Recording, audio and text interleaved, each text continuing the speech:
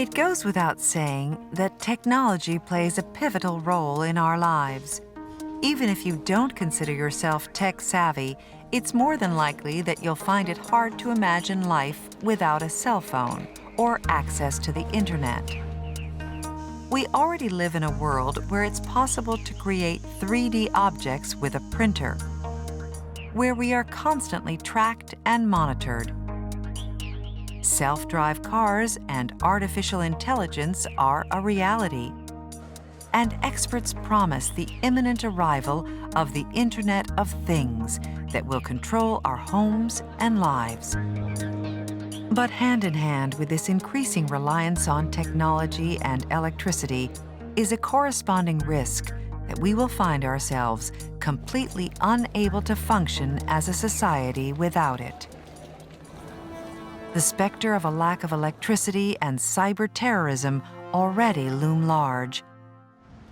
And on a more practical level, our dependence on technology is already having serious consequences on our abilities and skill sets. What would happen if you found yourself without a phone, without power, without a GPS signal, alone and lost in the wilderness? How many of us would be able to cope? How many of us even have the basic skills to survive? Jason Ingemels is an expert in wilderness survival skills, and drawing on a wealth of personal experience, he teaches these skills to others and can offer life-saving advice. So my name's Jason Ingemels, and I'm the Director for Woodland Ways Bushcraft and Survival. And what we do is we take groups out to various locations throughout the UK and overseas, and we practice bushcraft and survival skills and wilderness living skills. Survival skills for me is about trying to get yourself out of a situation that you've not necessarily chosen to find yourself in. And that is overcoming those 4 principles of survival: fire, food, shelter and water. I teach on the rules of 3. Okay, and those are 3 minutes without oxygen, 3 hours without shelter, 3 days without water, and 3 weeks without food.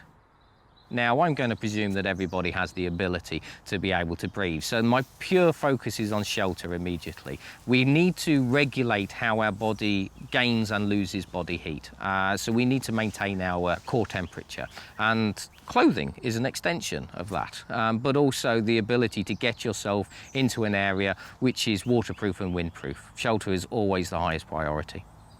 Now, 3 weeks without food may sound like a very, very long time, and indeed it is. And again, not suggesting that you should leave it for 3 weeks and then go out and acquire food, but it's certainly a lower priority for you. If you're ingesting food, your body needs water to ingest it. So if water is of a concern, you've got limited supplies, you're better off not eating.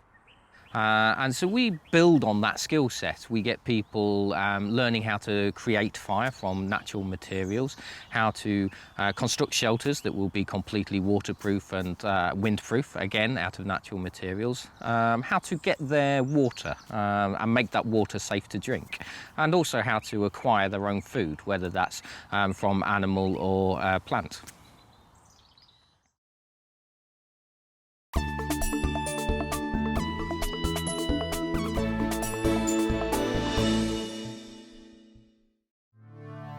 The Woodlands Way Weekend is one of Jason's most popular courses, and just 2 days in the woods can prove life-changing. So I cater for a large range of different age groups, everything from 8 years old up to 80 years old. A family course is going to be very different from an adults-only weekend course. However, the vast majority of the customers are coming out of the city.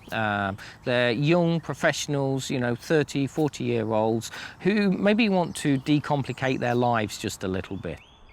We live in a society now where we have complete reliance on other people, and the skills that we teach are more about self-reliance. We can't come out here and flick a switch and have light and turn a dial and have heat. You've got to provide it for yourself, and I think that connection with being responsible for your own safety and your own welfare really connects with people that have been removed from it for so long. People don't use knives on a daily basis now as a tool. People don't prepare their own food. There's a reliance on other people to do things for us. And so therefore, what I'm doing is I'm almost rebuilding their knowledge base of how to look after themselves. So it can be quite shocking sometimes.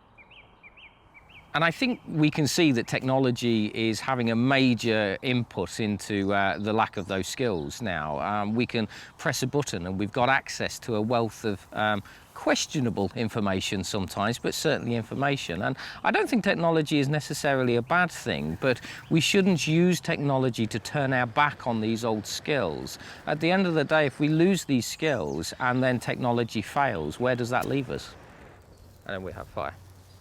It's strange because I see people going on a journey as they come through with us. So for the first 24 hours or so, they're in an unusual environment. It's alien to them. And the thing that they miss the most is actually the technology. They miss being in contact with other human beings, their social networks. They're not able to, you know, nip onto Facebook and do an update status. They can't communicate with their normal social network through technology. And so they go through a journey of almost having to release themselves from that. But as the time progresses and they realise that actually the world is around them here, it's not on the screen in front of them, you get a transformation. They relax more and they really tune into the environment. And then 24 hours later, they're completely different. They're noticing things that they would have never noticed before because they would have been looking like that. And then you start to get a connection with the real world that you're in rather than the cyber world, which is on a tablet.